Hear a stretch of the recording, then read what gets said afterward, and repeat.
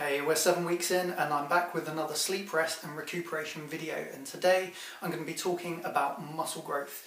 Now you might be thinking, well, shouldn't that be in the exercise portion of the videos? Well, muscle growth occurs mostly while you're sleeping, so let's take a look and find out how that process works.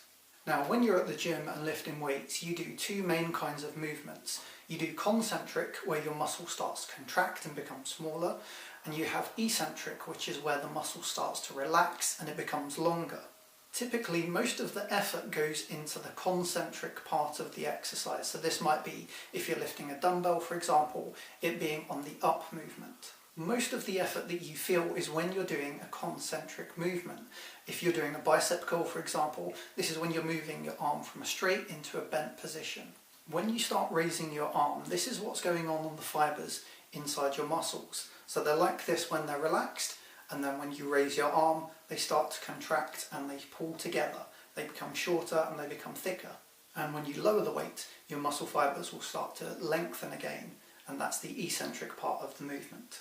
Towards the end of your gym visit, you'll have actually damaged some of the muscle fibers. Those micro tears are one of the three things you need for muscle growth. The second is having enough protein in your diet to help rebuild that muscle. And the third is sleep, where all of that repairing will occur.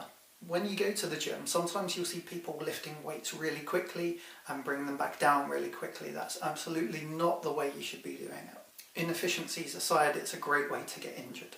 Most people that you see at the gym will do a slow rising of the weight, but then they'll also drop it quickly, and again, that's not great. What you really should be aiming for is to have a slow movement on the way up, but also a slow movement on the way down. When you take longer to do the eccentric lengthening part of the movement, that causes more micro tears in the muscle fibre. This is because firstly, the whole movement takes longer, so you have more time under tension. And secondly, you're putting more resistance through the whole exercise rather than just the first half. So just a couple of little changes to your exercises can make a big difference. You'll certainly feel it when you're in the gym. And with enough protein and sleep, you might see the difference in the mirror too. I'll catch up with you next week.